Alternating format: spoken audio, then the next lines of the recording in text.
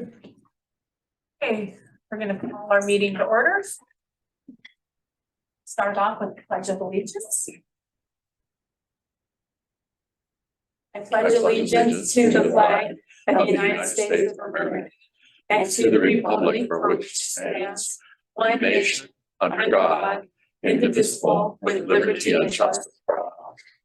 I just want to make a statement that if you are wanting to speak in public comment and you're in the Zoom links, please put a message into the chat. And we have one speaker here. Okay. So we are on agenda changes. There's one at 6.5 is the OSIS synergy agreement. That's the new information. Okay. And what's the change? Going from Tyler Sis to Synergy because Tyler Sis is going to go out of business. Okay. So all South Coast County districts are going to Synergy. All right. The other changes. Okay, consent agenda.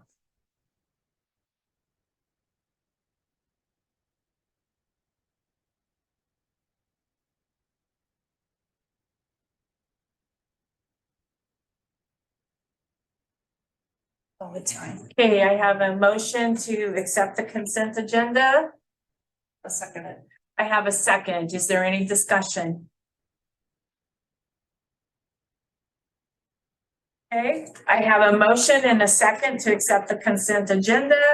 All those in favor, please raise your hand. Okay, it's unanimous. Eddie voted yes too.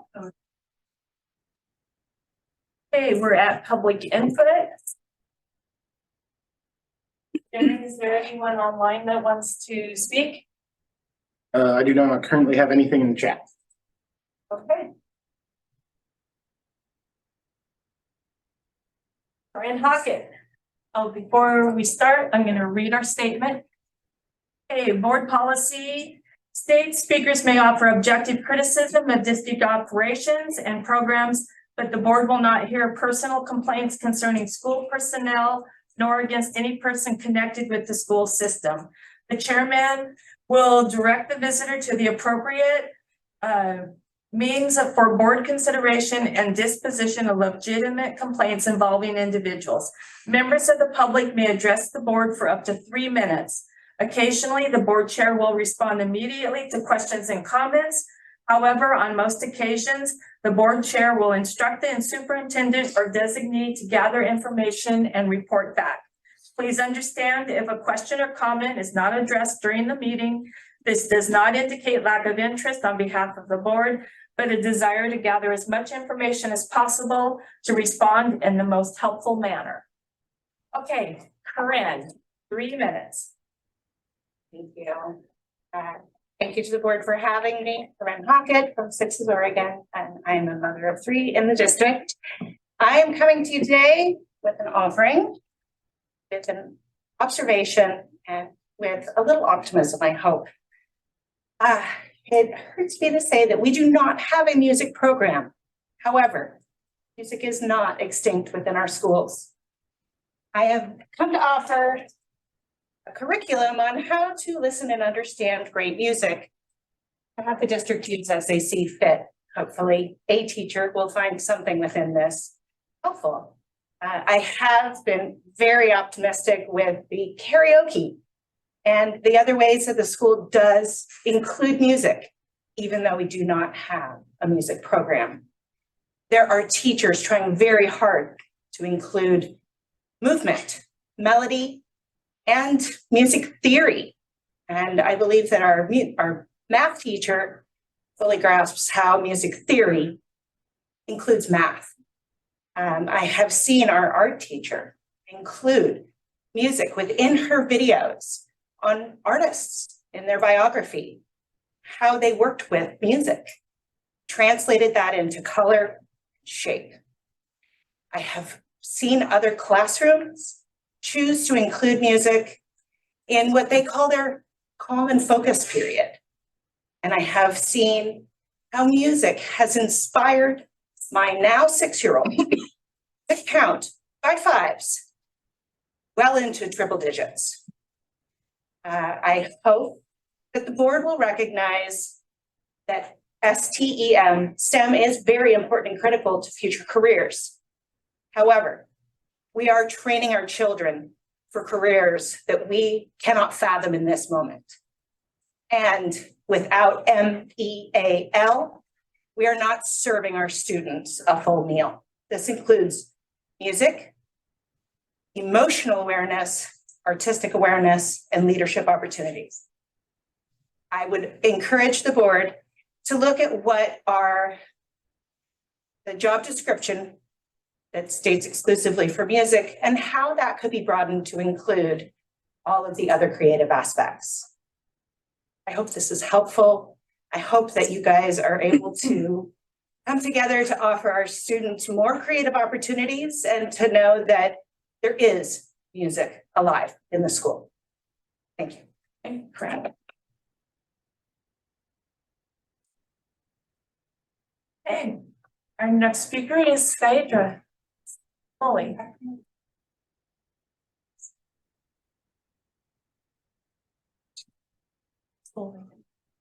Hi, everyone. I'm Skyler Schooley. For the new superintendent or the new school board member, I'm going to just do a brief introduction. My son's name is Zane Harwood. He's a 6-year-old and is in the kindergarten class at Driftwood. I work for the South Coast Regional Early Learning Hub as the strategic initiatives prenatal through grade 3 coordinator. We're one of 16 hubs in the state, and I live in Port Orford. And I'm here to comment on 4 items. I'm going to read because it's a lot. First, I'd like to share my appreciation for the Driftwood art teacher, Mrs. Erin Kessler. She is doing an incredible job.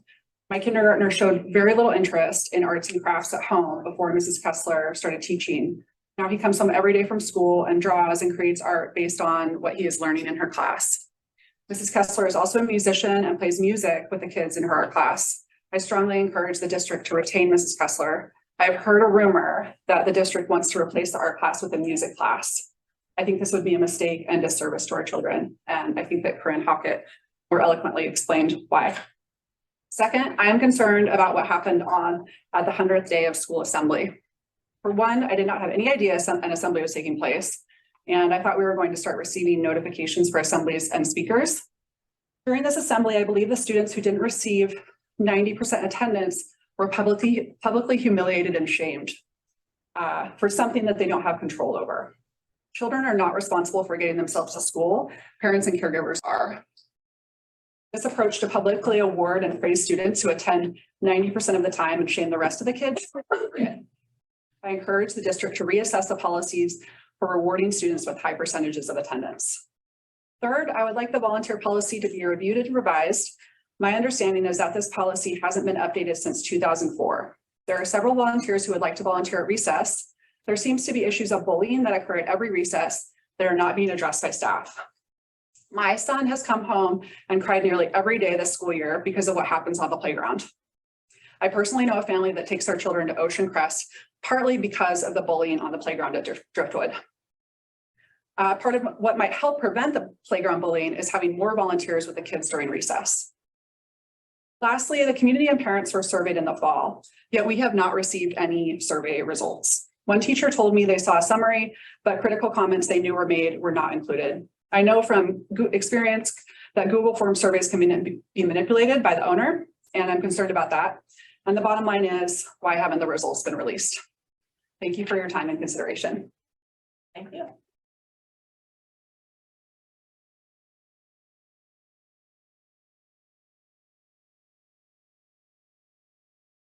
Okay. Brittany Farway's Educational Spotlight.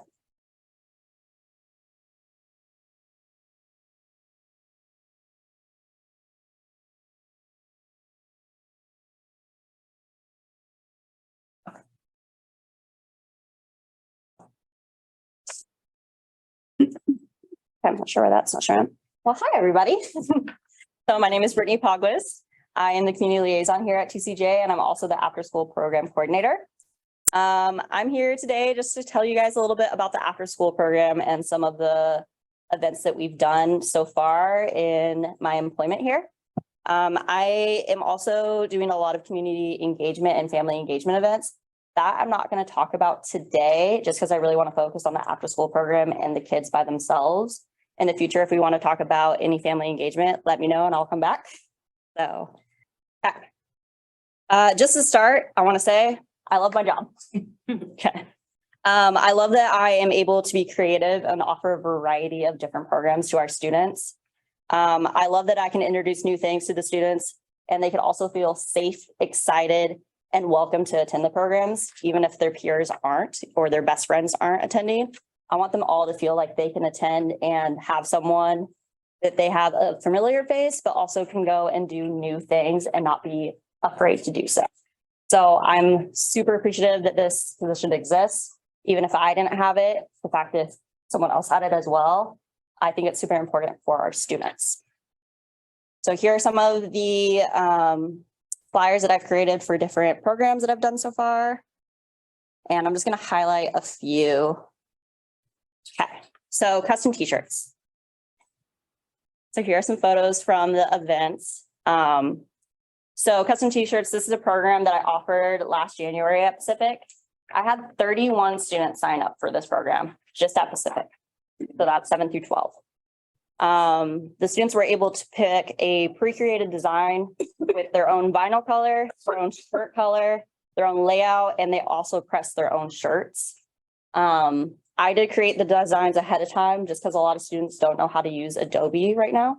And so that made it easy for them to pick and choose, but they were able to look at the designs ahead of time and then pick what color, watch it be cut out, and then go ahead and make their own layout. So that was super fun to watch. A lot of kids really enjoyed it.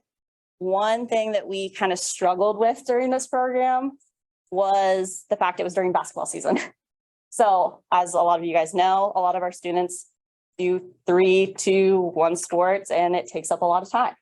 So a way that I got around this is I did offer students, if they had practice right after school, that they could come in during lunch and work with the medium as well. Okay. And then with the success of last year's, the shirts, I sent out a survey at the beginning of the year and asked what they wanted to do. One of the things they said is they wanted to do shirts again, and they also wanted to do stickers. So I added posters to that option as well. And this is some of the things that the students came up with.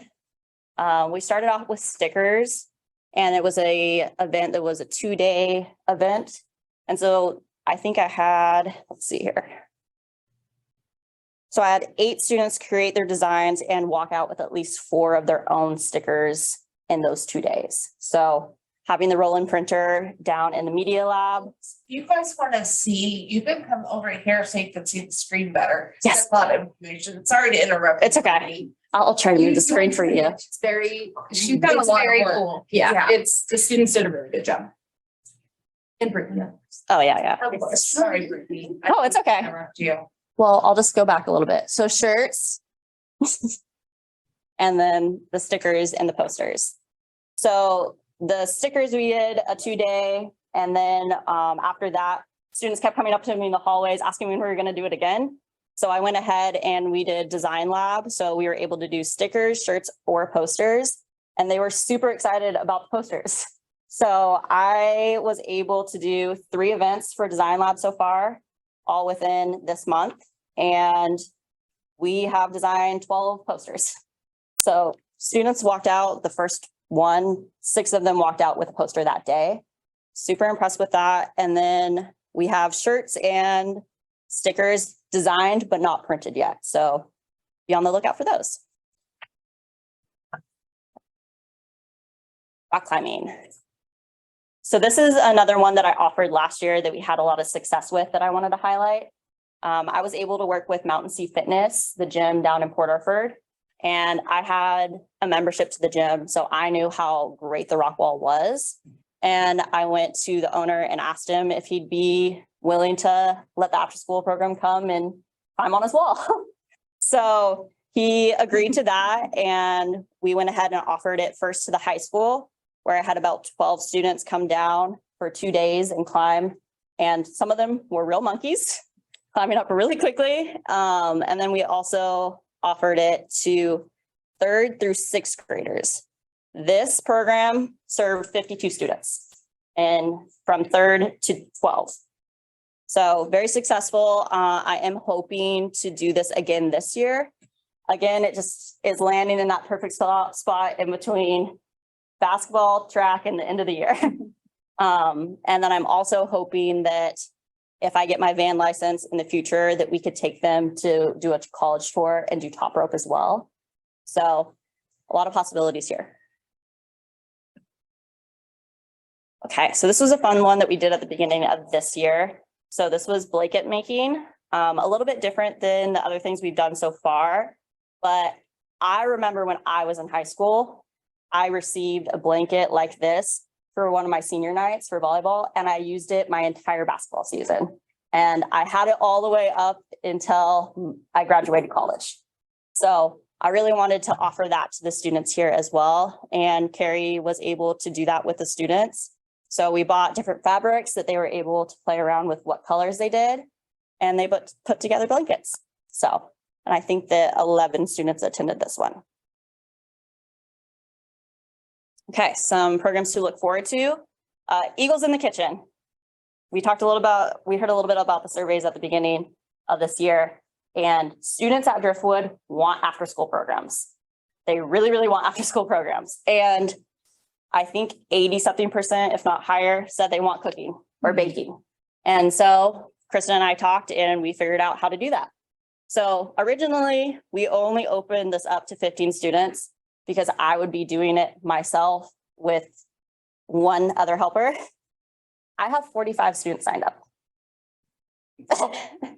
So, and that's only 4th, 5th, and 6th grade being offered that. 45 students signed up. Basically all. Yeah, I think it's like 10 that aren't signed up. And they probably think they are. Honestly. They're gonna show up and be like, I thought I was. So we were able to open another program as well. So we're going to be running Thursdays and Tuesdays, and we're going to do 4 weeks with each of those groups of one event per week. We did have a snow day last week, so that ruined the kind of beginning of it all. So I do have to restructure everything because then it also lands right at parent-teacher conferences. So it's hard to add that last Thursday. So we're going to see how this week goes and then see when we can add more. And then also this Thursday, we are doing a Read Across America pajama party at Driftwood. So we're going to have guest readers, and then we are going to be doing loaded nachos, and we're going to watch a short Dr. Seuss film. So anyway, thanks for having me again. And if you want me back, just let me know. Great job, Rick. Oh, wait. Brown. I noticed your library poster. Could you have a? For in here? Yeah, I can do that. The event. It was the libraries or hospitals for the mind. It's one of the student created ones. Oh, yes. I don't know if it was a poster or a sticker that was bigger. Yeah, it was a poster. So I could ask the student. Yeah, so I just have to get permission since it is theirs. But yes, I could definitely do that. Okay. Great. Yeah, I appreciate all the communication you've been doing. It's really great. I really appreciate it. Well, thanks. Been working hard. Yes. She does it. Yes. Any other questions before I sit down? I'm a little bit nervous, if you could tell. Eddie has a question. What's the question? Eddie has a question. Yes, sure. I'll stand where you're- As just a comment, I just wanted to say thank you, and I love the photo of the kids doing the blankets. Like there's like action in every photo. And that's so awesome to see in the library. Like everyone in there having a good time doing things. And I know that the climbing and karaoke is fun. And is there any of this, like specifically? I know we're trying to expand like some CTE stuff, like with the shirt designs and the stickers that the kids want to expand into like more consistent electives. Have they mentioned that to you at all? Yes, and they've really talked about Adobe Suites and not knowing how to really work those in the most efficient way. We can only do so much in like the 2 hours in our after school program. So I definitely think it would benefit the students for sure.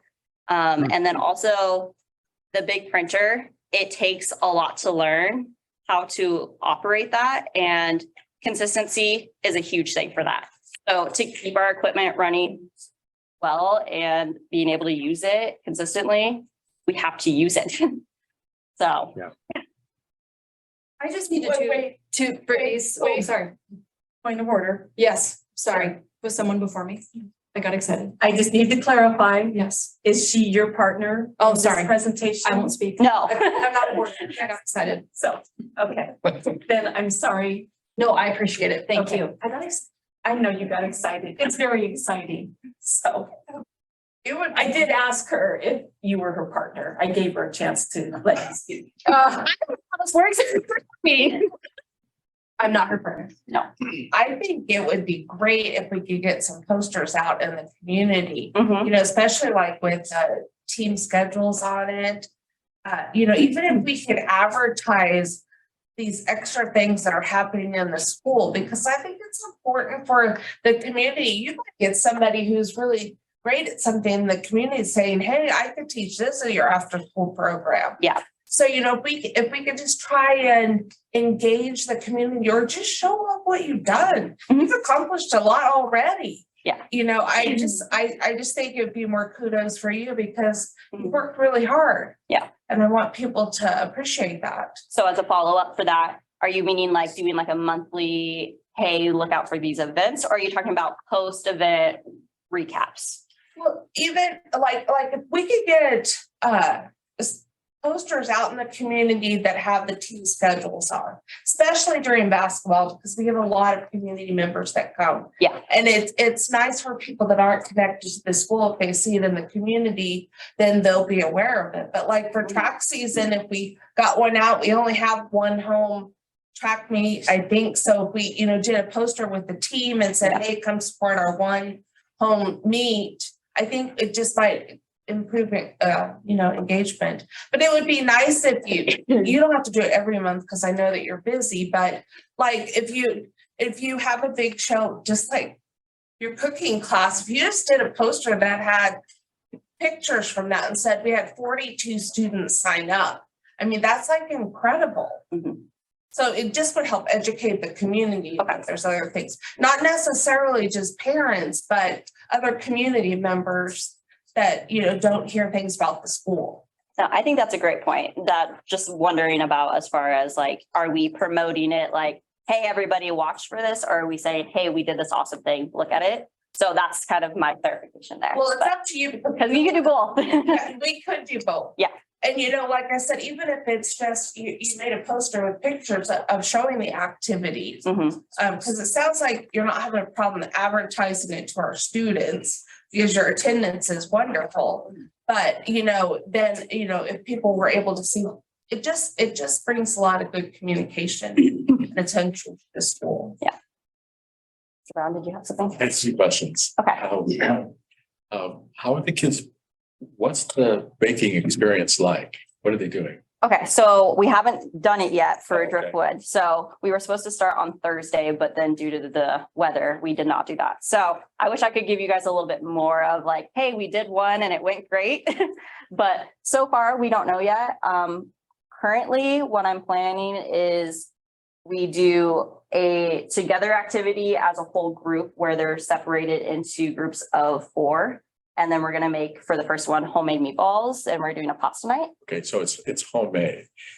Some of the stuff is homemade. Okay, It's not like we're gonna make homemade pasta to this time because we don't have enough time. well, I was just thinking, in terms of, as Aaron was pointing out, you know, music has value, in terms of, teaching things beyond music, math skills, so does cooking. Mhm. So I was thinking that Measuring. the kids are actually measuring, and Mhm. using measurements in schools. That's an important. Yes, so we are doing that. So when we're making homemade meatballs, obviously you have to measure out all the ingredients and mix it and everything like that. And then also, hey, if we're putting it in this oven, that's a high-tech oven at Driftwood that we have versus the one at home. Yeah. How is that conversion kind of looking as well? And then we are doing, my plan is as they come in, we're doing a Price is Right kind of idea. So they'll walk in and they'll have 4 items on the table in front of them. And then they'll rank those items from least to most expensive. And that's also giving them a realistic idea of groceries. I did it here at the high school when we did cake pops and they were all very surprised of the outcome. So things like that, that I want them to be able to take it home and use it. A lot of our students aren't going to go home and make homemade pasta and homemade marinara sauce and all this stuff every time they go home. Most likely they're going to grab a thing of pasta, thing of marinara, and maybe they can make some good additives to it. So we're going to be sauteing vegetables and all this stuff. And they basically are going to try different pastas with different sauces and different vegetables and see what they like. Then, the other comment, that's not a question, I guess. Okay. The one of your first slide you had up there with all those, I guess, posters that you, for your programs. It'd be great to see those, of course, beforehand, because they tell you about what's going to happen, but they're so nicely done and so colorful. Even if it was after the event, having things like that on walls and places around the community is evidence of what the school has been doing. And it's a way of keeping, people collect posters, Yeah. there you go. So, Yeah. So those flyers are all used to distribute to the students. And that's kind of how I get my first initial, like, hey, this is what we're doing. And then it is also posted usually on our website. And I try to do social media, but it's hard because not all of our students are on social media or follow our page. It's more of the parents. So it's that balance of, I want to push it to the students first and then parents secondary. which is why seeing a physical poster posted someplace, wherever you can hang them up, it's just one more thing, that people would see and it would catch their eyes. Oh. Well, it's also a way of integrating to show the kids, you learn to make a poster, you get a job doing that. Exactly. We have merchants that, hey, they Exactly. want flyers and things made, so you may get a job out of it. Just goes to, reiterate. So it's not just, it's a fun activity, but it could have, different results. Yes. And I tell the kids every time I do any shirts, I used to work at a shirt production place. So we did shirts, we did posters, we did banners, we did car wraps, we did it all. I did logo design and everything there. And every time we do one of those programs, this is something you could do. Like, these are the tools you have to do it. Yes. But this is something you could take and make money and live your life doing something fun. So I've taken up a lot of time, so I'm going to sit down now. Thank you, Brittany, very much. Okay, moving on to reports. I have nothing to. Okay, transportation and maintenance is in. And part of that, the slab of concrete has been poured. Okay. Even if all snow? Yes. All snow. Okay, technology report.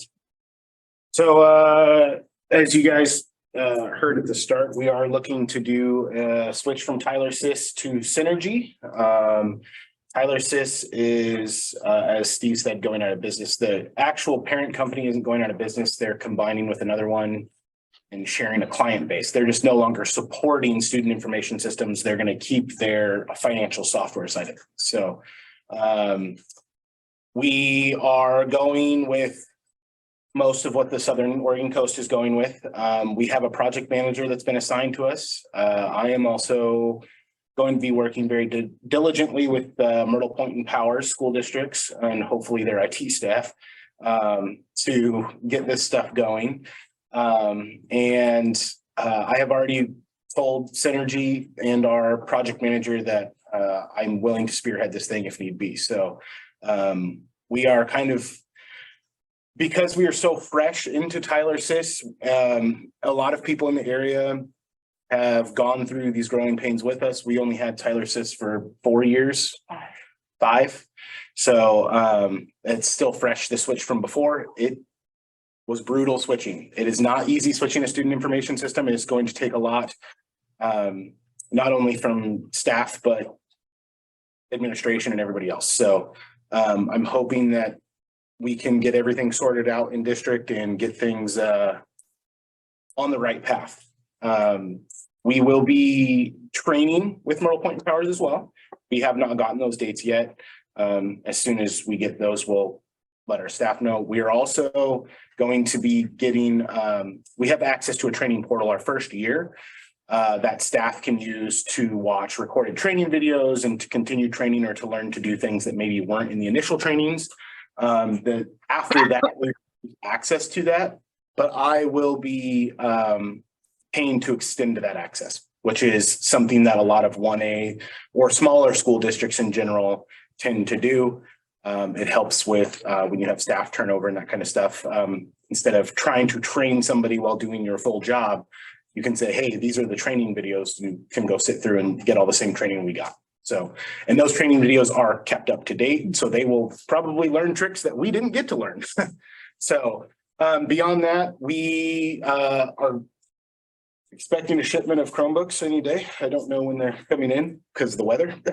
They were in PDX at one point, but all the highways on PDX shut down. And so there should be here, but we ordered enough Chromebooks to do almost a full recycle. We're gonna also shift some of our older Chromebooks down to the lower grades that don't use them as much. They are still very usable Chromebooks. They're actually all the same model. They just have hours used on them. We're going to keep the ones that are newer for 6 through 12, and then 5th and lower are going to be I think 5th actually already has newer ones. So it's going to be 4th and lower are going to be getting rid of the oldest Chromebooks that we have in district, and there will be a recycle program for those eventually once I've inventoried them all and found what's working, what's not working, that kind of stuff. So so we are doing our first, I would say, half refresh of Chromebooks in the district. The cool thing is Dell was able to set up a program with our school district, as they have with some other ones, that's called Zero Touch Enrollment. I've sent them all of our information. When we order Chromebooks from Dell now, they come pre-enrolled in our domain in our district. So I will pull them out of the box and I can hand them to a student and they can log right in. So there is literally no configuration I have to do. I've sent them all the information. As long as we have the licensing available, it will enroll for us and we're good to go. So all of our Chromebooks are set to auto enroll even if they're wiped. So if they get wiped for whatever reason, it auto enrolls again. So I think those are the biggest projects for now. I'm sure in the coming weeks and we'll probably have more. It has been a busy time. So. Thank you, Jared. Mhm. That's a question. When do you anticipate the change between the systems? Is that gonna happen over summer? Before It's starting now. It's It is starting now. starting now. So we have our project manager assigned to us. The timeline they gave us, we are going to be starting within the next couple of weeks. They're going to start getting our server information and our initial information to start getting our databases built. This is something that can actually take, we wanted to start in November, but the districts in the area weren't sure as to what we were choosing. And because we share so many resources with local districts, we are trying to get that stuff figured out. Bandon went ahead and was like, we're going to do what we want. And so they started back in November, December. So they've got a little head start on us, but we are now moving forward now that everybody's come to the same plan. It's going to start, like I said, database building and everything. Data input is going to start. And then from there, we're looking at probably training early next year or August, yeah. When the staff is supposed to be coming back. That's what I want. Would be when our staff training is. I work all summer, so I'll be doing this all summer. This is my summer project. Just a heads up. Thank you, Jared. Mhm. Okay, principal report. I'm going to get to some of the stuff in the report when we do the integrated guidance, because some of it is tied to state standards that we as a district will be held to. The diagnostics, we finished our diagnostics for Driftwood, which in this case is the K-8. You can see for both reading and math, and they're really pretty color, sorry. But overall, you can see that that 44% of our students are considered at grade level or above in reading. That's up from 30% in the fall. We had 38% in the fall that were 1 grade level or below. We're at 34. And the biggest one is we look at the 2 reds, which is 11 and 22 for the bottom one. So about 33% of our kids In the fall, were 2 or 3 grade levels below their grade. And right now we're up to 23%. And so our teachers take their individual data and really work with kids to work on different skills needed, as well as this program is progressive. So it kind of hits kids as needed. And most teachers do about 15 to 20 minutes a day of individualized. If you go on the next page, you can see for math. It's the same thing. Really, I like to look more at the red. So that's the 2 numbers on the far right. So in the fall, the red percent, we were about 34% of our students, K through 8, were at 2 grade levels or below, and now we're at 22%. And so my staff takes this data and really uses it to work on skills necessary to bolster students to get to where they need to be. And I want to emphasize it's about growth and not achievement.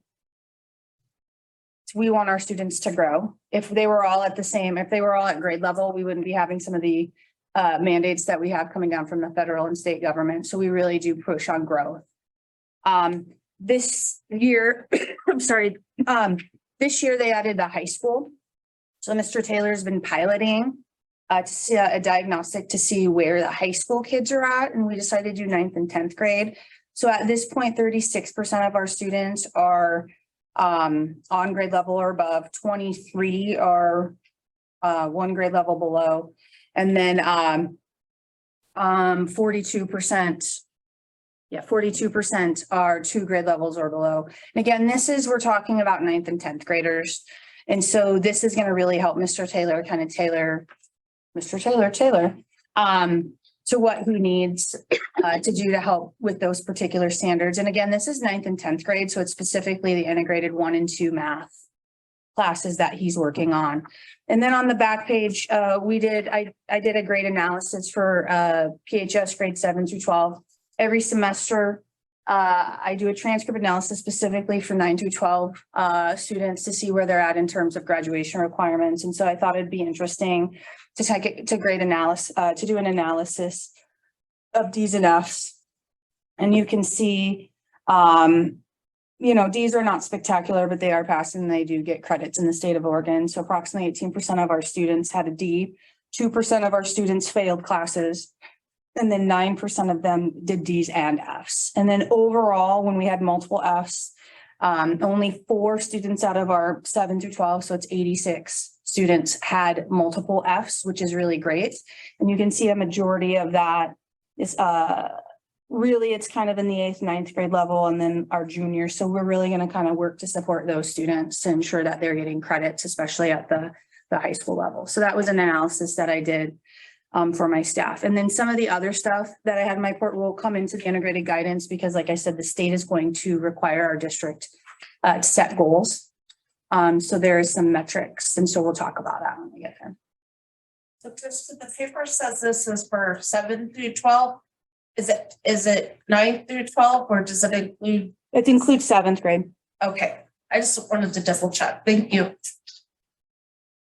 I just want to add one comment to your report, because when you typed your report, of course, it hadn't happened, but our chess team did take the #1 placement for single A schools. They did. I think that is a tremendous. Yeah. They did. Yep. I think we need to get them some shirts. They are, they designed them already. They did. So, okay, that's all I got. All right, thank you. Yep. I have a question. Oh, sorry. I missed it, Eddie. That's okay. Krista, thank you.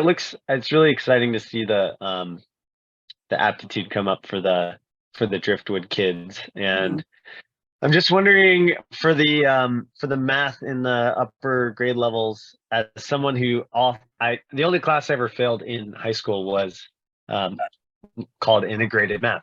And I still loved the teacher and she was great, but she said, you failed. Like, so, that 42%, I mean, what do you think's going on? Or, I mean, I know it's just a snapshot in the middle of the year. For me, it always helped. Like when I actually didn't understand math until I moved into like actually using it in the technical world of construction. And is there like, I mean, this is really high minded, but is there a way we can like link some of this stuff to like real world applications, or do you think it's just the first time they're seeing some of these concepts and they're not ready for it? Well, so I would say, I will tell you that Mr. Taylor does do that. I think using this as the only kind of tool. Sorry, somebody thought our office was still open at 5:10. As a tool, it is, some kids don't take it seriously. They go click, click, click. So this is just a one kind of snapshot that we look at in general. So Mr. Taylor uses multiple different things, including this, to really know where kids are at. I will tell you that Mr. Taylor is spectacular about putting in real world, and he works a lot with Mr. Jones in his CTE classes about the real world pieces. This is kind of, we do the integrated because it actually is part of the new standards that Oregon adopted for math. And so when we look at these new standards, there's actually we don't do a geometry class anymore because the geometry standards are only enough for a semester. And so some of this is data analysis, which is kind of, I don't want to say a newer concept, but it's not necessarily a concept that's taught very heavily in the elementary grades. And so I think some of that is, like you said, it's some of the concepts perhaps they haven't seen or haven't seen as in depth. So, I think there's multiple different ways or different factors that look into that, including, kids get tired of taking tests. It's kind of one of the things when we take the state standardized test when I was in high school and like when Brittany was in high school, because I remember that far back. We used to be able to give them 3 chances to take a test, and now they only get 1. So you really do have to teach the kids how to take things seriously. And I think that's an art and test taking in itself. And so that's something also that we're looking at, Mr. Taylor, is because there are times, and even at the elementary, that those kids will take that test and it's like, really, you're in 6th grade and you're doing 1st grade math. Are you serious? Yeah, I didn't take my time. So I think there's just multiple different things, but this is just one aspect that Mr. Taylor uses to ensure that he's teaching what he needs to teach. And then we have those really good conversations with kids who we know maybe are giving 110%. Awesome. Thank you. Yep. Okay. New business district calendar. So, this was sent out to all the staff, et cetera. The proposed calendar starts before school starts, before Labor Day. It's parallel to this year's. In fact, it's pretty much identical, just with different dates. You still have the week of Thanksgiving off. Get out on the 7th of June. Spring break is the last week of March, aligned with Oregon with the state university system. Pretty much the same as it was this year, just like I said, just different dates. 4 days of in-service in August. And honestly, may have to be some negotiation later by the new superintendent to address the amount of PD that it takes to institute synergy. So that's as the superintendent and someone, when we brought in synergy, they negotiated a couple extra days to bring in staff, teachers in particular, to go over or to actually learn the system and how to use it. So that's going to be crucial. It'll really depend on how they roll this out. I've been in contact with the guy that's coming in and I will work with Jared and this guy named Jordan at Myrtle Point. And I don't know who the Phoenix or the Powers guy is, but we'll coordinate all of that PD and training probably starting in July. That's kind of the goal. So we'll have there'll be a master plan and a master dates coming out probably by the middle of April or late March, I'm guessing. Okay. But that's the calendar. Office staff will start sooner. Right. Office staff and team will start sooner for training. What's that? What option number was that? Just out of curiosity. One. Just to clarify. Option one. That was option. Thank you. Option one before Labor Day. I'm assuming this chart on the back is the current enrollment. Yes, static. So we're at 222, what? I can't read it. I'm sorry. 229, I think, 228. Okay. 26. 226. Yeah, Thank it's been you. between 225 and 230 the whole year. Thank you. Appreciate that. Okay, I'm open to a motion to accept the district calendar. Make a motion to accept the district calendar as presented. Also. Okay, I have a motion and a second. Is there any discussion? No discussion? Excuse me. I have a motion and a second to accept the district calendar, option number one, starting before Labor Day and ending on the 7th of June. for staff.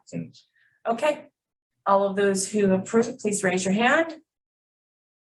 Okay, it's unanimous, Stephanie. Local service plan. This is the ESD's local service plan. That's not changed.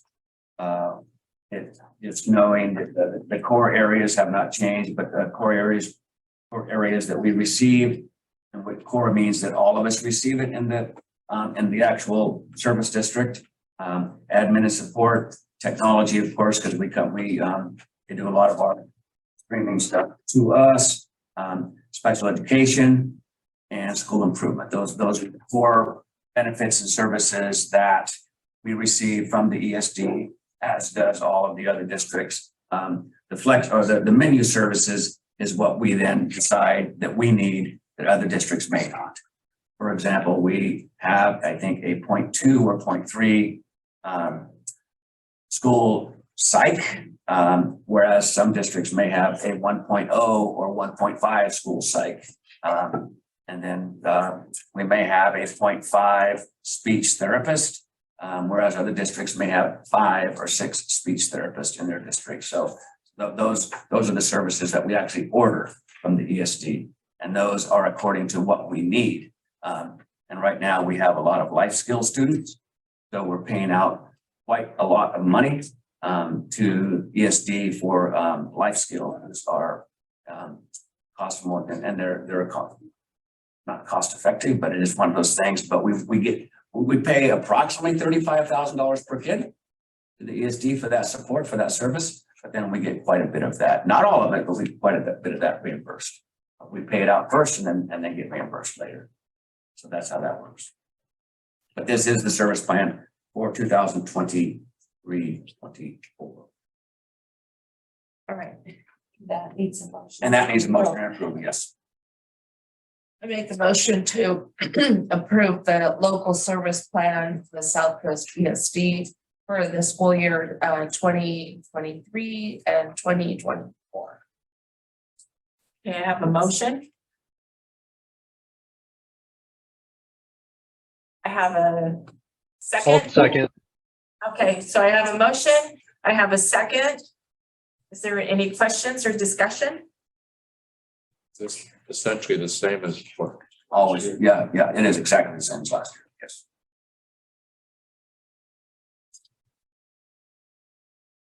Okay, no more questions. I have a motion and a second to accept the service plan for ESD. All of those who approve, please raise your hand. Okay, it's unanimous, Eddie. Good too.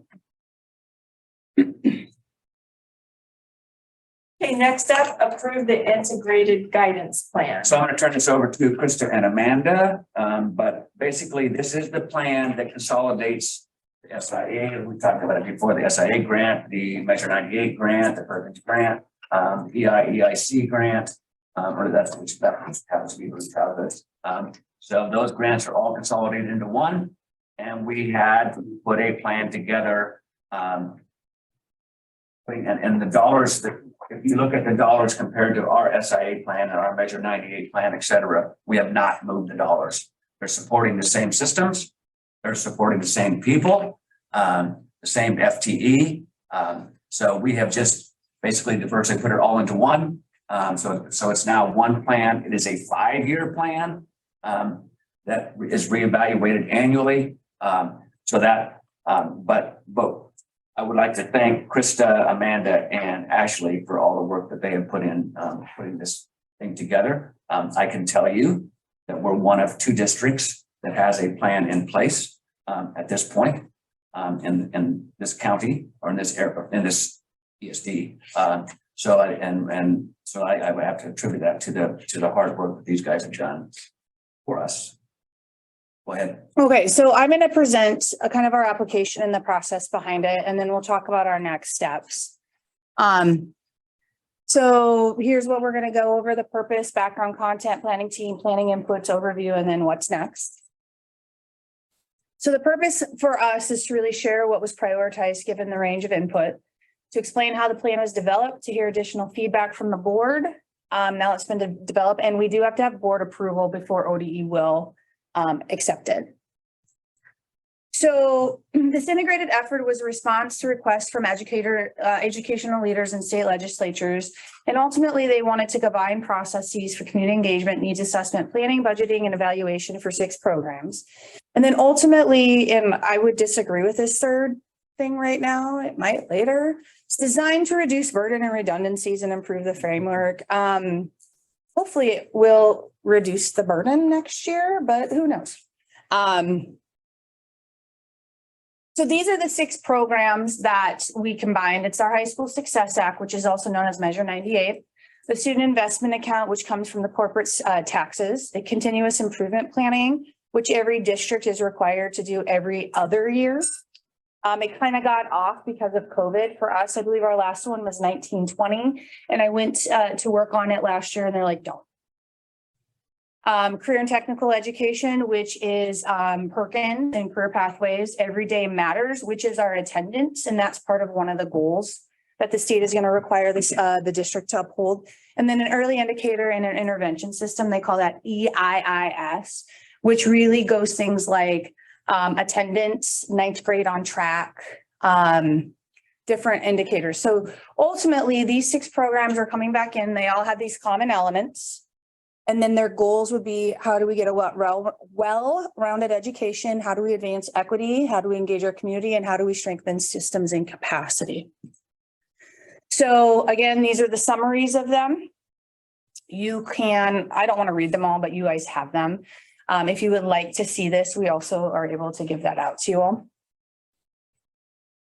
So the planning team members were Mr. Perkins, myself, Ms. Jones, Amanda, Shane Brown from the ESD, who is our integrated guidance liaison. And I have to thank Shane. He actually took all of our data and really made sure that the data was what we needed to build our programs. And including, you know, we got some really critical data and it named a lot of people. So we made sure we didn't have that out as well. And he did a really great job also as coming down and sitting with Mr. Perkins and I to really look at our data and then build the plan.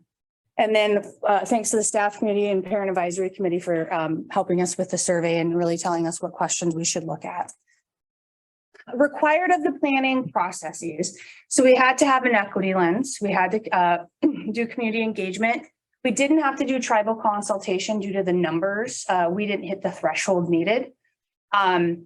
We did a comprehensive needs assessment. We looked at the QEM model and kind of student success plans. We reviewed and used the regional CTE consortium input. So Mr. Jones and I spoke a lot. And we talked a lot about the Perkins grant and what the region was looking like.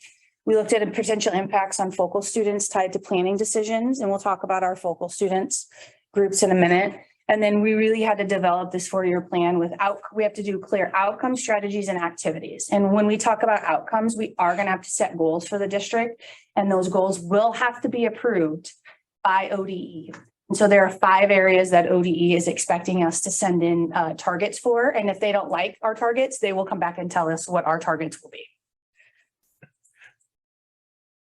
So this was just a kind of a snapshot of the equity lens that we used.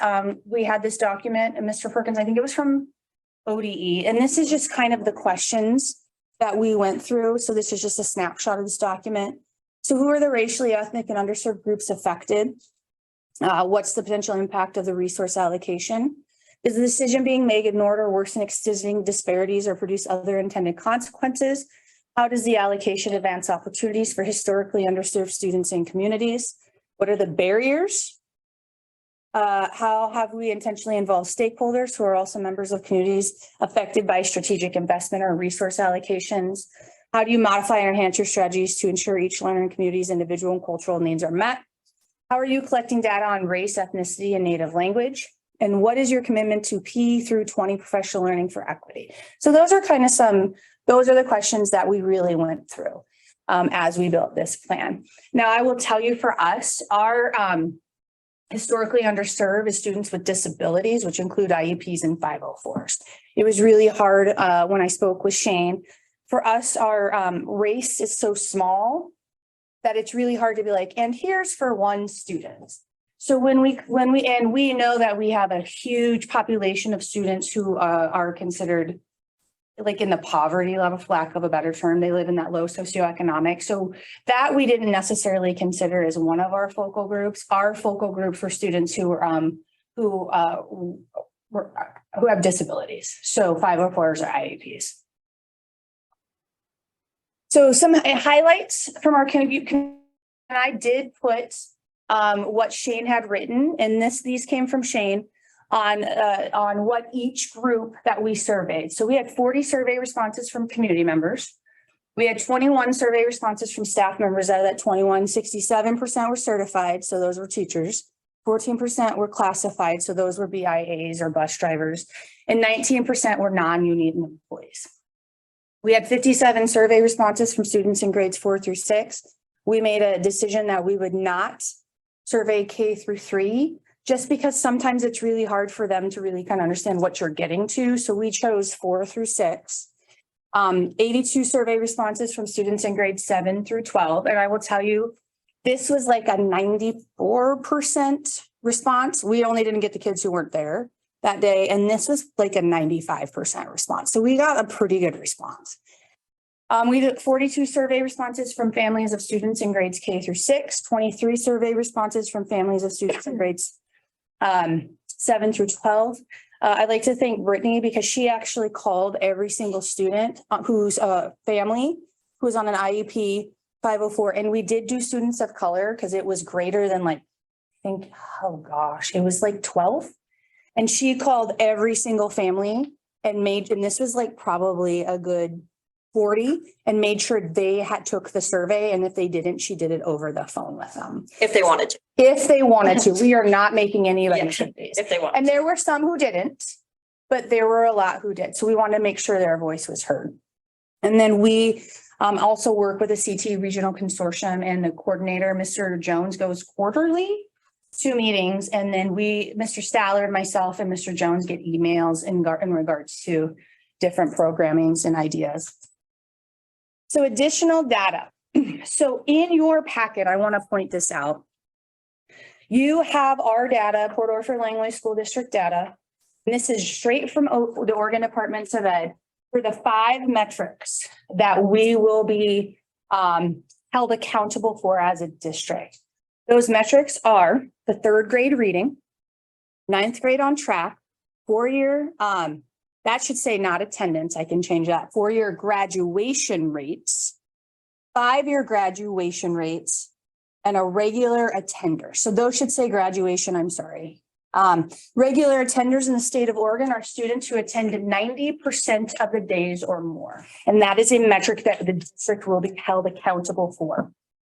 And then we reviewed the current programs that are already funded by the SIA and HSS, which is the high school success.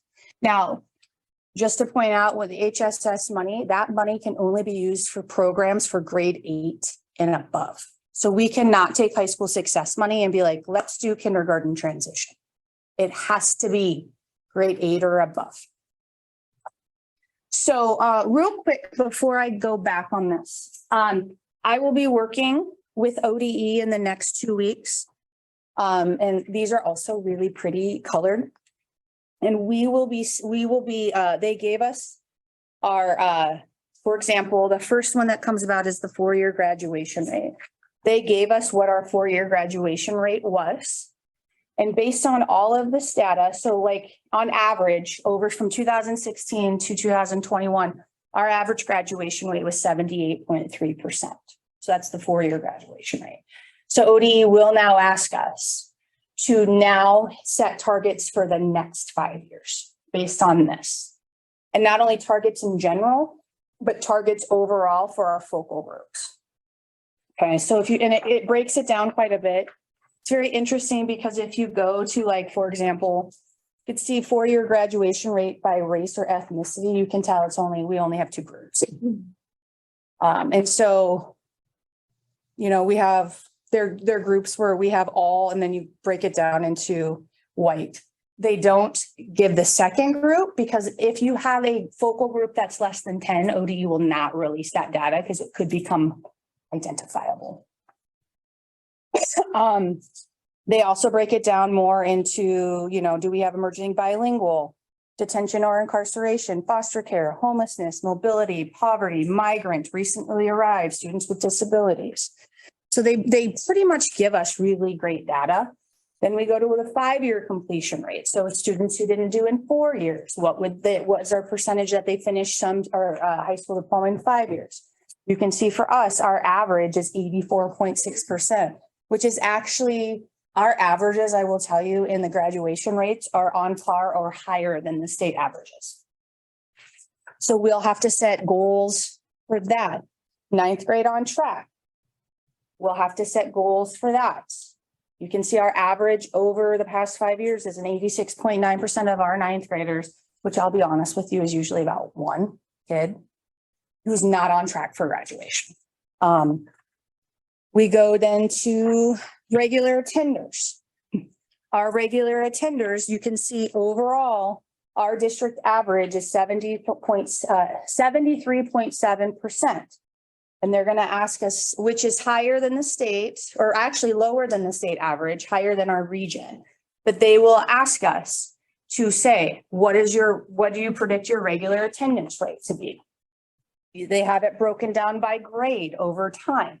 You can see there's a couple spots missing because that's our class of like 3 throughout the 5 years.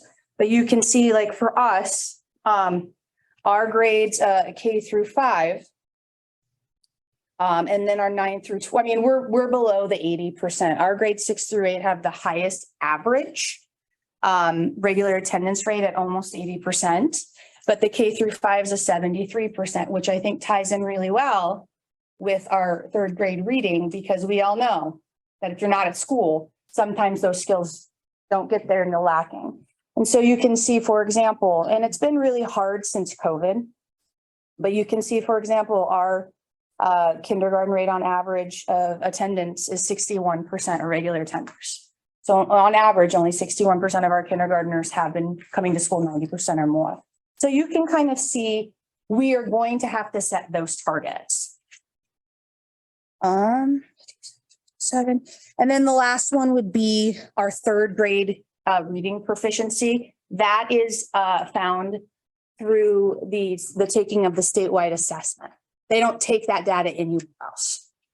And so you can see over time that number's gone down. So for us, on average, our 5-year average for the 2nd grade or 3rd grade on track for reading is a 45.6% of, so on average, 45% of our 3rd graders can read at a 3rd grade level. It wasn't, for me, one of those things that was truly like a surprising, because if you think about it, our 3rd graders missed, I believe it was the end of their kindergarten. No, it was the end of their 1st grade year and a lot of their 2nd grade for those reading skills. Those are really the necessary grades for that foundational reading skills to be taught. And so we will have to set goals for not only in general, but our focal groups about what we're going to meet for metrics. So I'm going to be working with Shane actually to kind of set our goals. And then we will be going to ODE and saying, here are our goals. And ODE says, yay, we like them, or no, we're going to set them for you. So any questions about that data? And there is some data missing because like I said, they're not going to release data if we have any groups that are less than 10. So you can see like, especially in the attendance, there are missing data because at some point, like we had 7 6th graders. Well, they're not going to give us that data. So I wanted you guys to have these. So when we have these data charts, you do know where we're setting them from. And this is straight from ODE. So strengths that we saw in our need assessment, that our graduation rate over the past 5 years was 78%, which was on par with the state and higher than the region. The 5-year graduation rate was 85%, again, on par with the state average and higher than the region.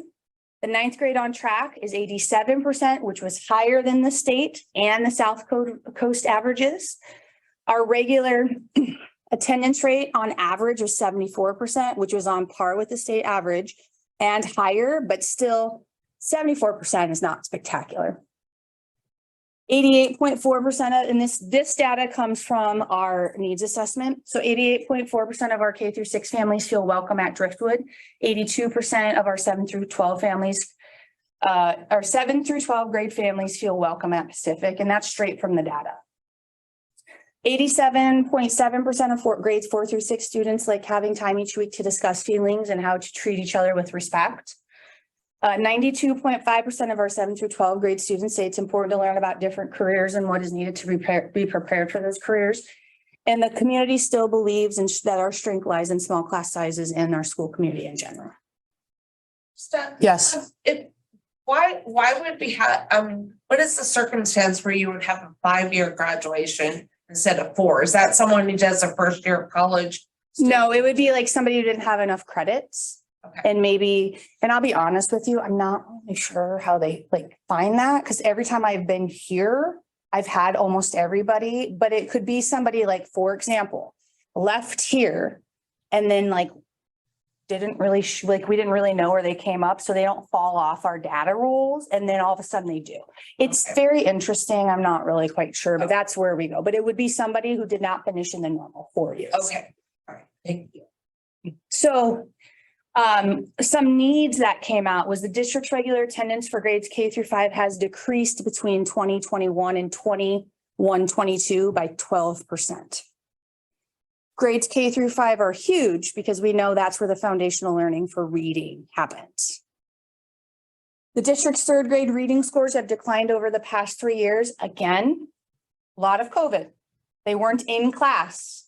I mean, everybody's like, oh, we did hybrid or we did online. We did not have control over circumstances when things were online. Only 73% of 7th through 12th grade students and 40.4% of the 4th through 6th grade students feel seen or heard by their classmates while at school. Specifically, we saw a lot about school safety. People, kids were also talked a lot about being afraid of school shootings and having people in the building that they didn't know. That kind of freaked a few of them out. And Ashley had to have a lot of conversations after they took that survey about, like, what does that really look like?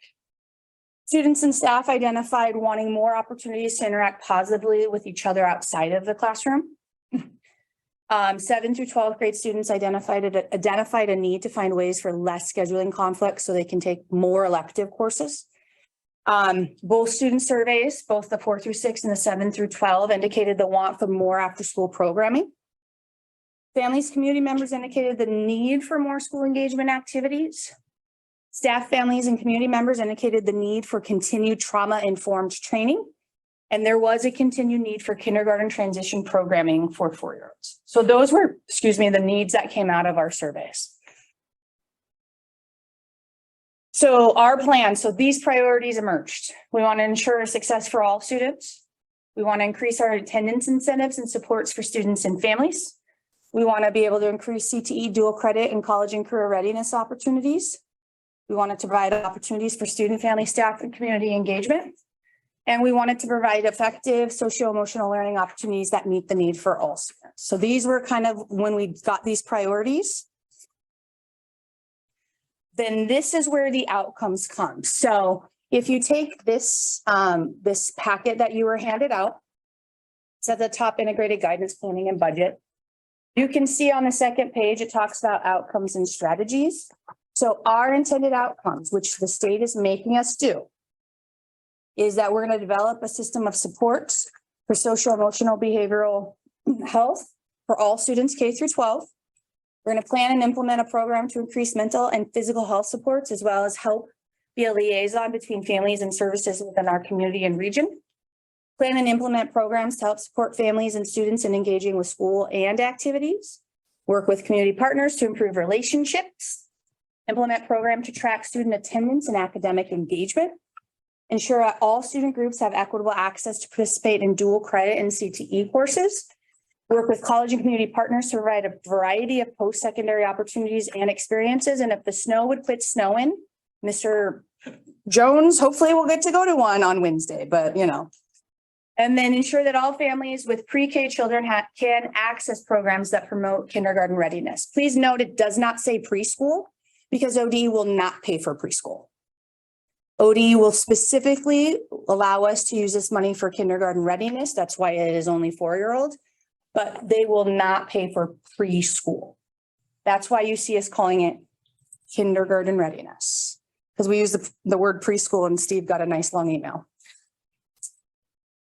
So the strategies that will help us achieve our intended outcomes, maintaining our current programs and staffing supported by SIA and HSS dollars, so dual credit, CTE, teacher periods, counseling service, community liaison, attendance advocate, after-school programming coordinator, CTE dual credit materials, college and career readiness advisor, kindergarten readiness in collaboration with Orca and Head Start.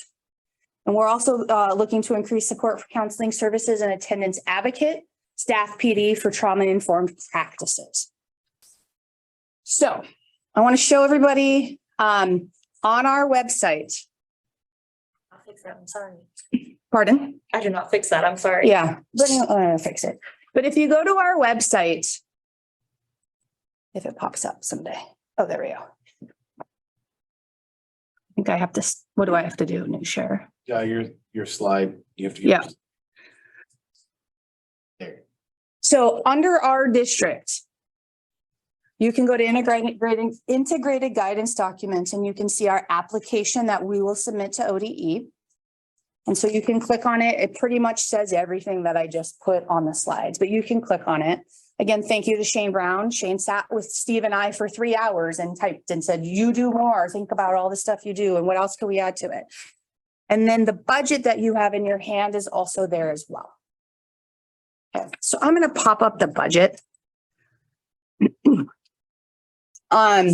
So this is the budget that we will be looking at when we talk to ODE. And I'm sorry, it's super small. We really tried to get it bigger, but it was really hard to put everything on one page.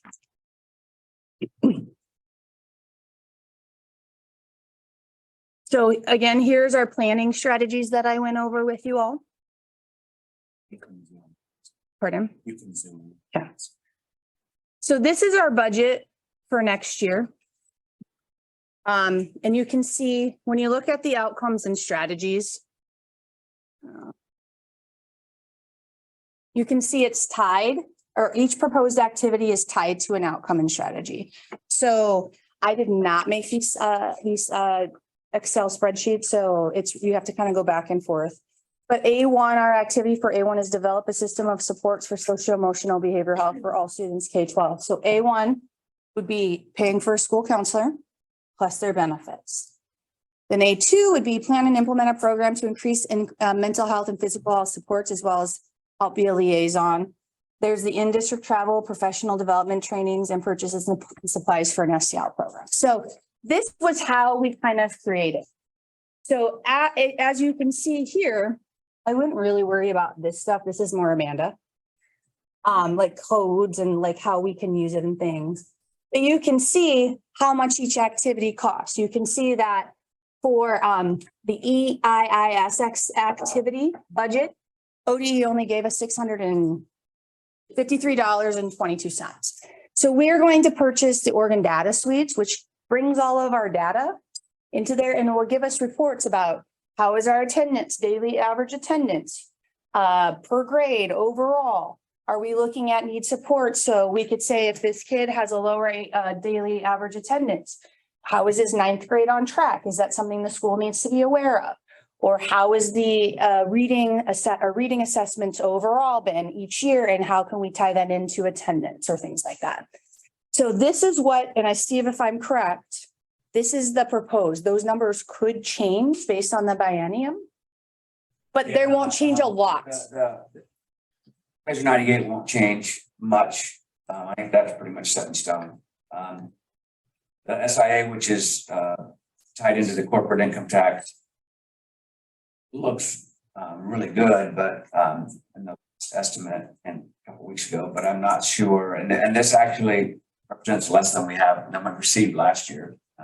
So it's kind of gone down a little bit, which isn't indicative of the actual economy. But it's gonna be close. I mean, it's within 5%. Yeah, and you can see like how much we're budgeted and then how we spent it. So we've spent some stuff for after school programs, stuff and supplies for attendance incentives, after school program director, community liaison, dual credits, CTE teachers, or dual credit tuition, because we do get our tuition mostly free, but we still do pay a little bit for it. So like our children who take, let's say, Math 111, sometimes it's $200 and we pay $100 and they pay $200. And a barrier would be maybe they can't pay for it. So why we have the money, let's help them pay for it. And then you can see we do some supplies for dual credit, and then we would do a college and career advisor salary 0.25 with the benefits, and then some supplies, and then a contract with Orca and Head Start for slots and kinder readiness program. So this is the proposed budget for next year. Then we had to make up a proposed budget for the year after. And the reason we only do a 2-year budget is because of the biennium. So when the next biennium comes out, we will have to then we kind of reevaluate and see if our priorities are the same, and then do a budget as well. So we just kind of leaned it over or brought it over and see how much the total budget amount we got for the 24-25 school year. Same things, we did have to roll over costs. And so we kind of had to play with the budgets to make sure we were within our budget. And then ODE said, because this wasn't fun enough, okay, we want you to plan a little bit more. So what would happen if, let's say, you lose your, I'm just gonna, because I'm staring at Ashley. What happens if you lose your school counselor and you can't find one?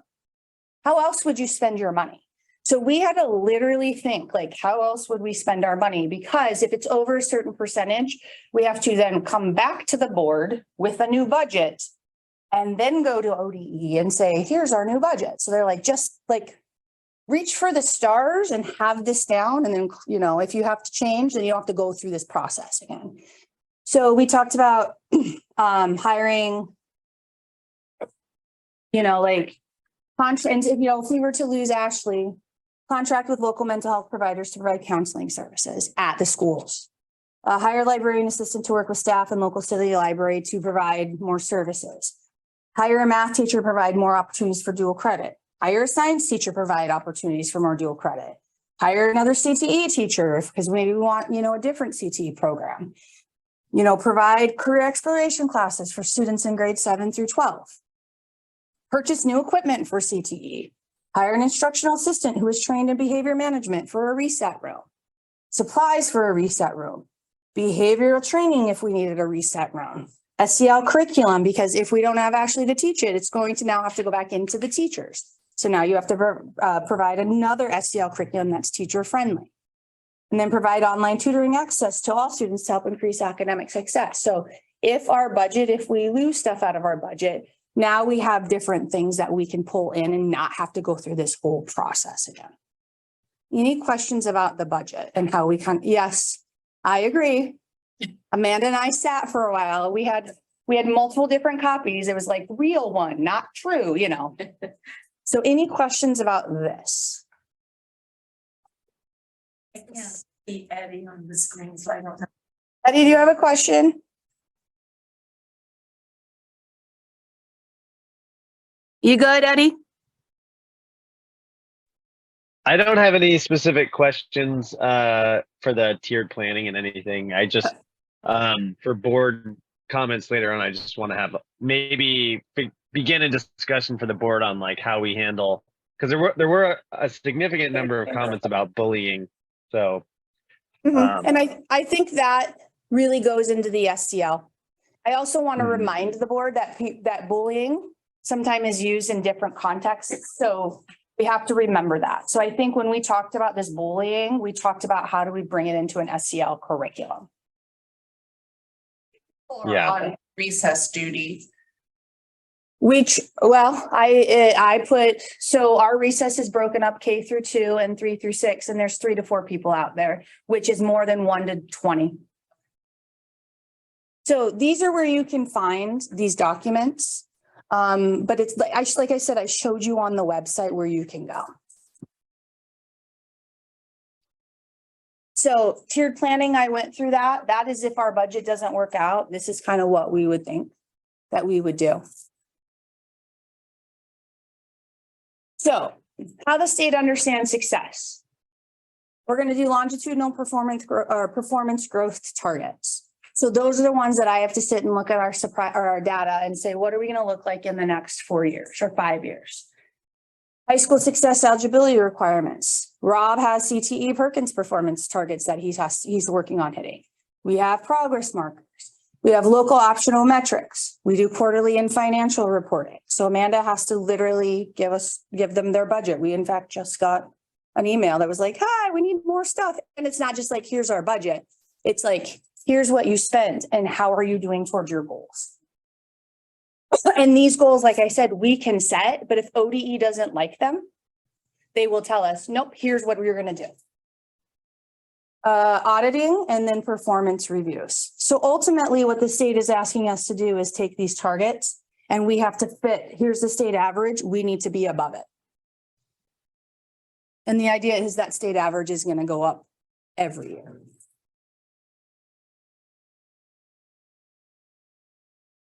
Again, the longitudinal growth performance targets are, we're collaborating based on data available for longitudinal analysis, guidance by the department, the use of the following applicable metrics for the population, which are 3rd grade reading, 9th grade on track, regular attendance, so that 90% or above, the 4-year on-time graduation rates, and the 5-year completion rate. So these are the 5 that this district will be held accountable for those performance targets within the next 5 years. And if you don't hit them, ODE will come back and say, maybe we need to look at it like that.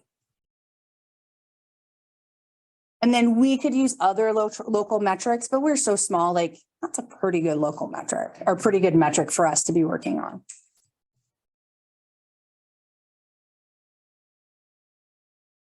So what happens next? Our application window opens in March. So we have till the end of April to get it in, but we're going to get it in next week. We're ready to go.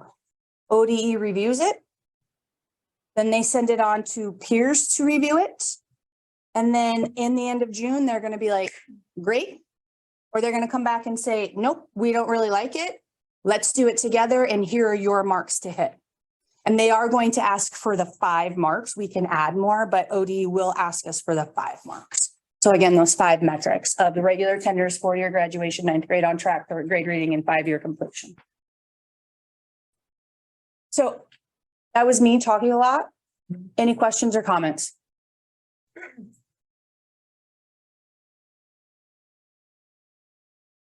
That's a lot of information. I'm sorry. I try to really condense it down. But this was everything that we needed for you guys to have. So we can start the process of getting it approved. So it's any questions that anybody might have?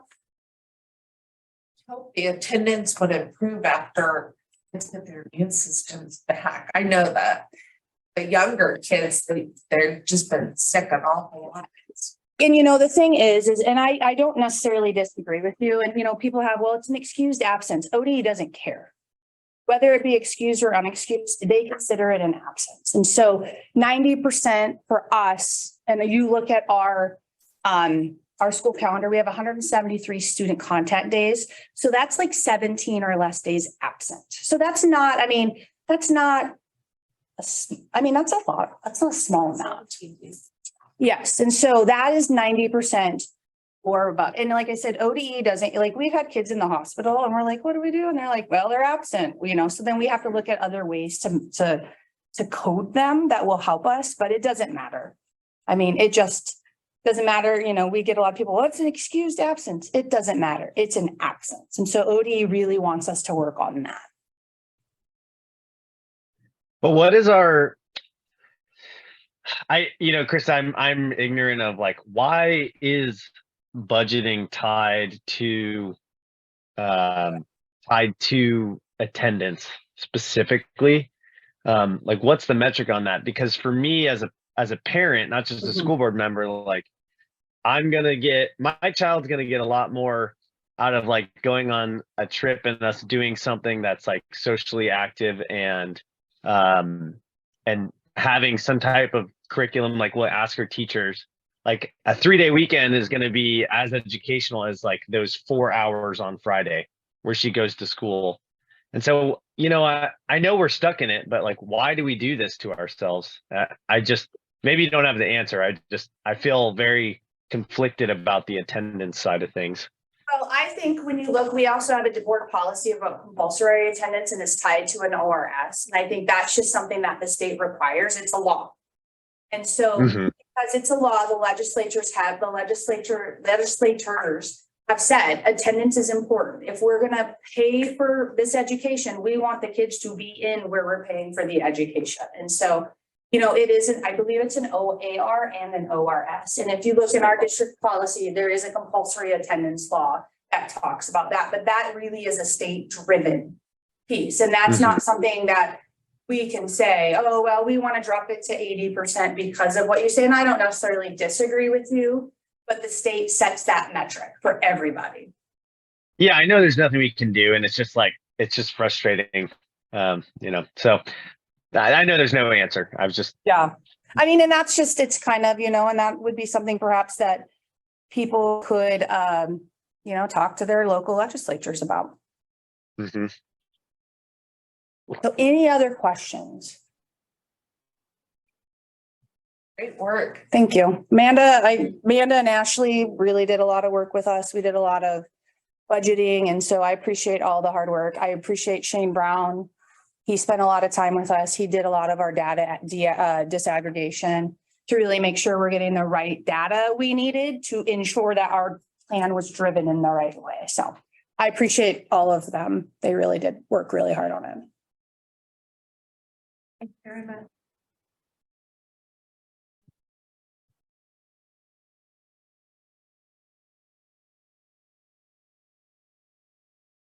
Yes. Okay.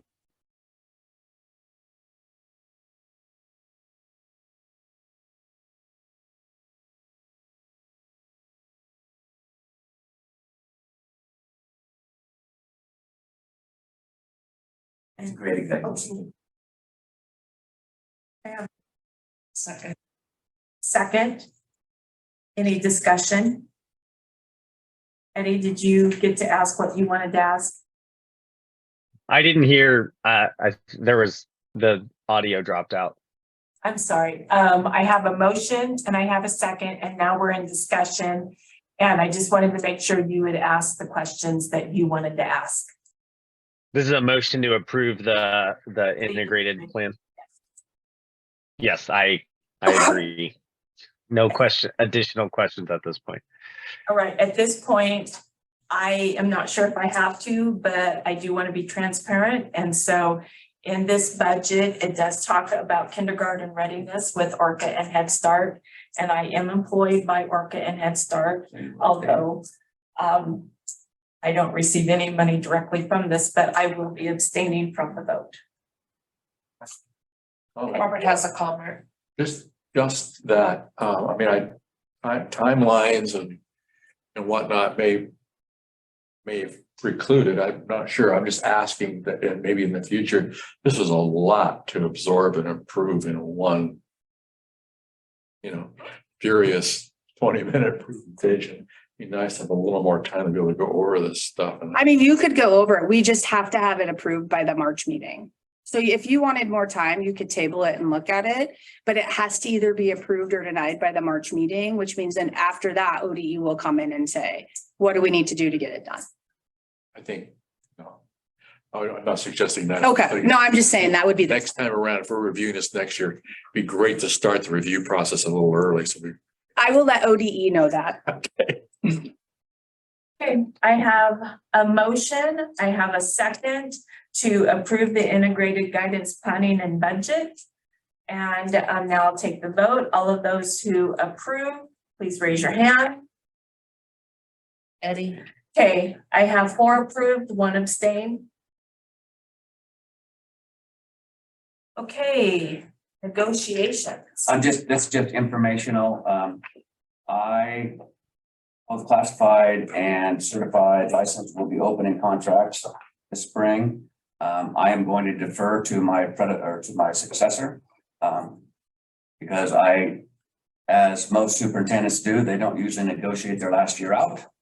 And secondly, I wouldn't start negotiations till May anyway, because May is when you get the forecast, when you get the real budget.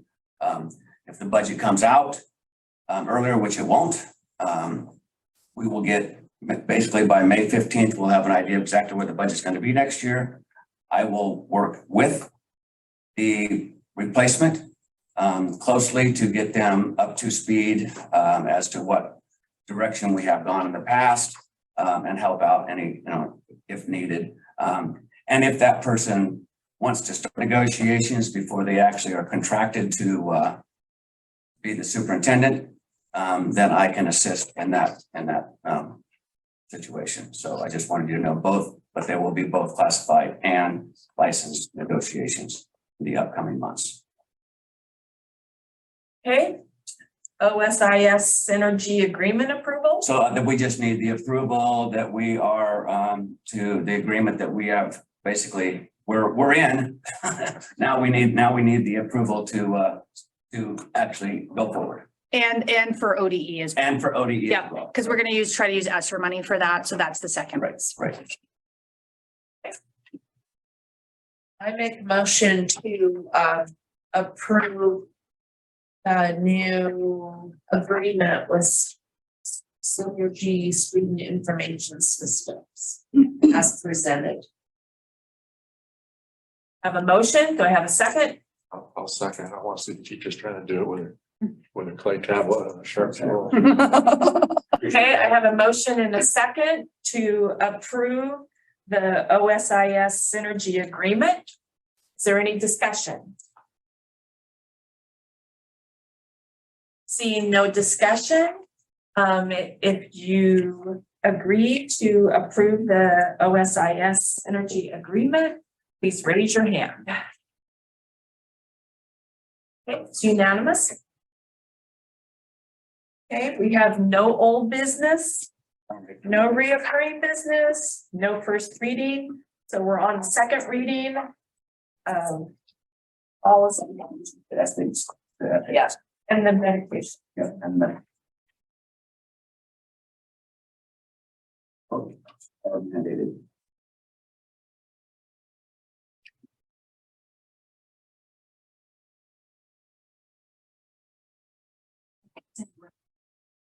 Right, that have been added to the, that are required.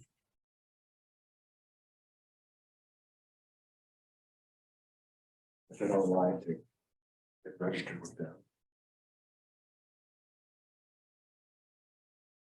Hold on a minute. File your, Yeah, but the window doesn't open until Right. middle of March. March at least, yeah.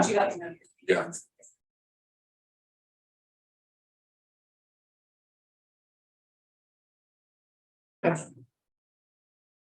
Part of it. Okay. So that's the one that's got to be part about. That's correct.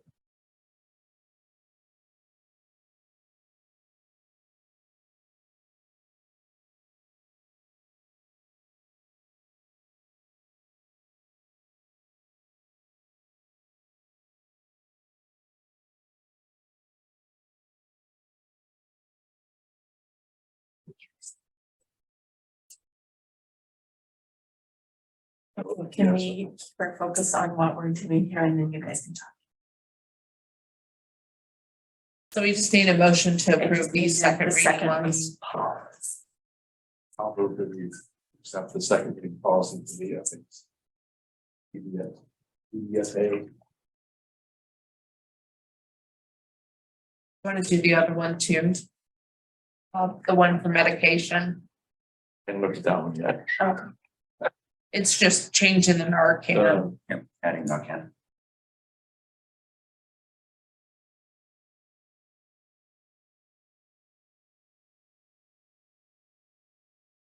Is considered trained and designated. Nurse, I would say.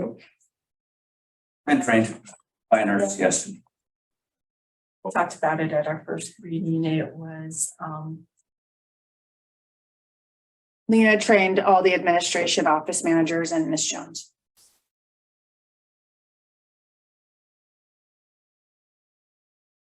Second readings of both these. A second. okay, I have a motion and I have a second. Is there any discussion?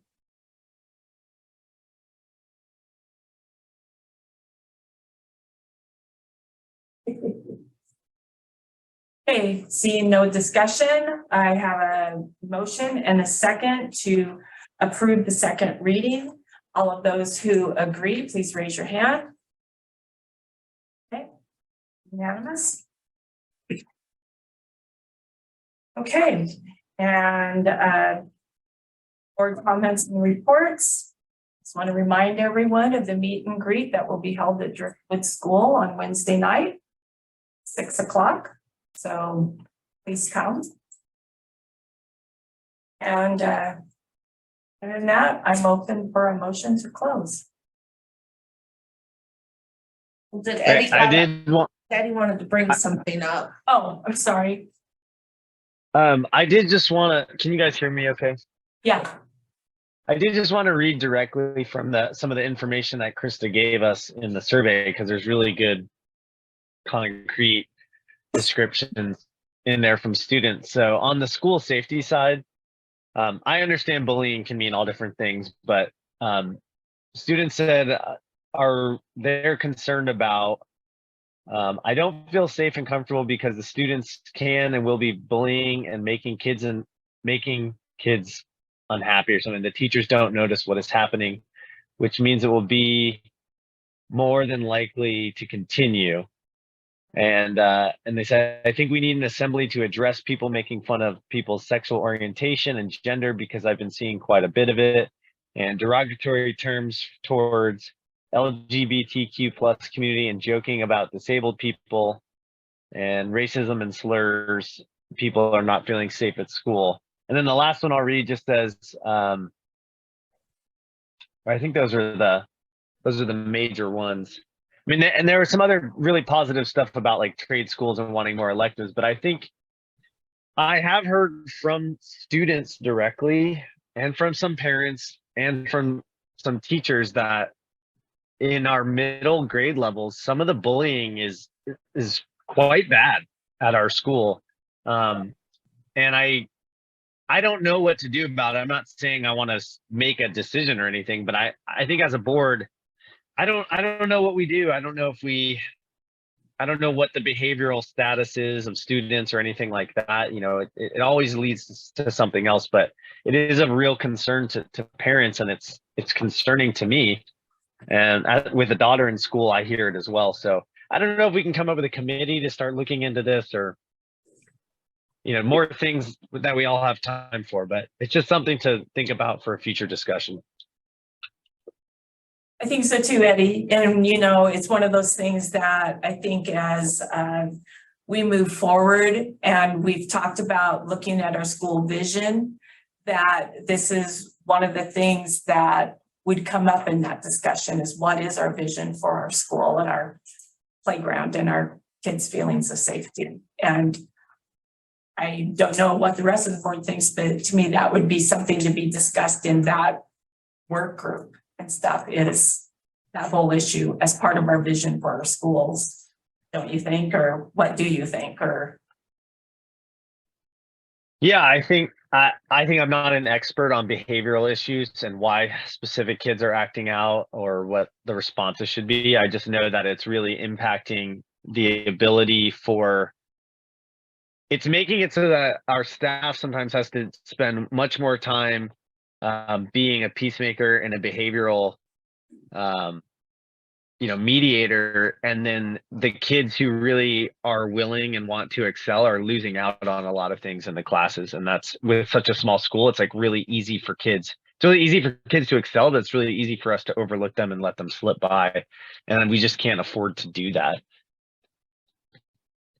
So again, I don't have an answer. Maybe there's a working group we can come up with. When would we actively discuss it? I'm starting a new vision for the new board.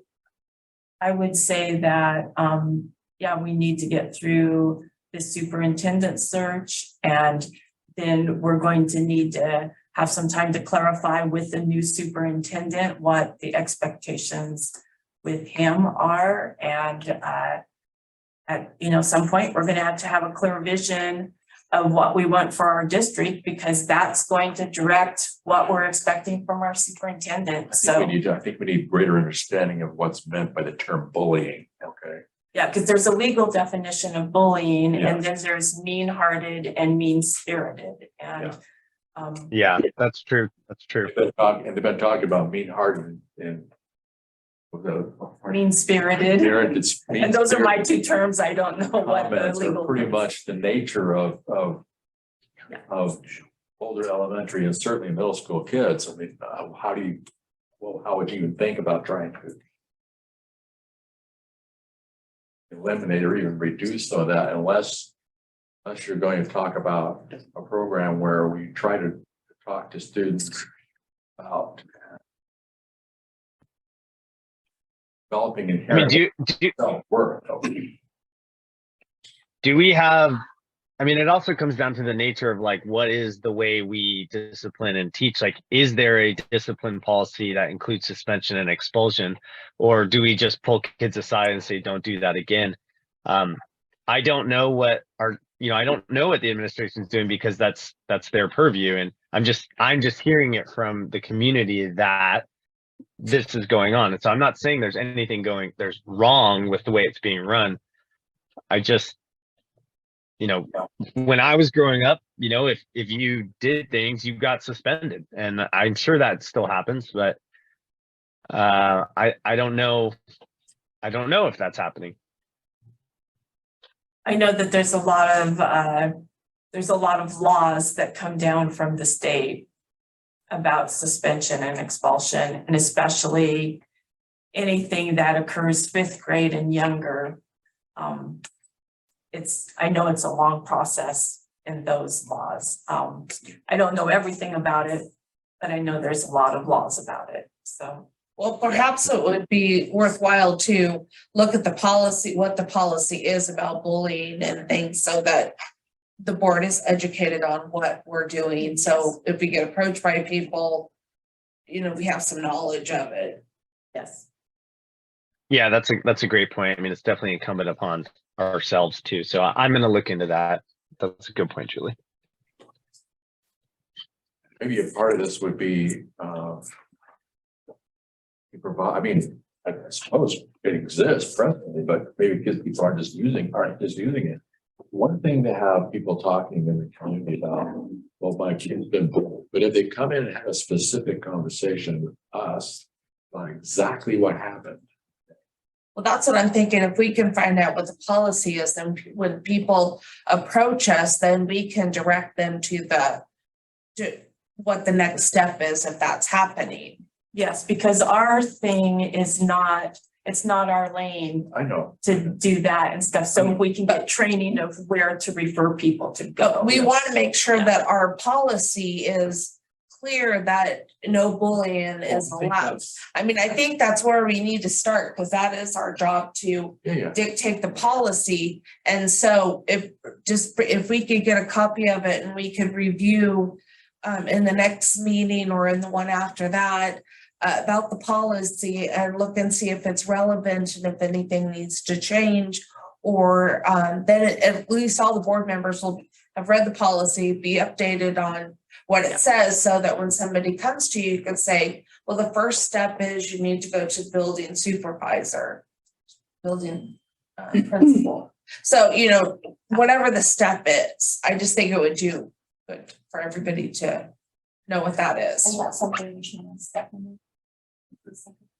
Okay, so Stephanie, can you please send out a copy of not only what our policies are that we have within our district, but also can you send out the information from the state of Oregon about expulsion and suspension? Thank you. I also think I don't want it to also get pigeonholed into discipline, because I think what Brittany and Krista have set up in the after school programs, specifically the driftwood ones, or the ones where there's like karaoke or like the bingo or the night. I think that stuff is so important, because maybe what we're missing is that you know, it's not just a discipline thing, like it's acting out, right? We all know that. And that there may be kids who like aren't used to seeing, you know, or having direction from a specific adult that isn't necessarily just their teacher. And so, I mean, I'm definitely, as those programs developed, I'd like to be more involved and like to see them expand, whether it's like skate nights, or maybe we can get some things in the summer at the skate park or something. I mean, that was like some of the best learning grounds for me of like how to be around people who are different and just treat other people with respect. So I do want to recognize Brittany and Krista's work and how those programs are helping. So I don't want to just make it about discipline. So Yeah. I'm done, I promise. And well, also, since it is part of our integrated guidance planning, that we'll be having that social emotional curriculum going on. It will be something that will be going on over the next 5 years. So. Okay, I'm still waiting for a motion to close. A motion to close. I have a second, I have a third. All of those in favor, please raise your hand. It's unanimous, meeting closed. What's your, so in case anyone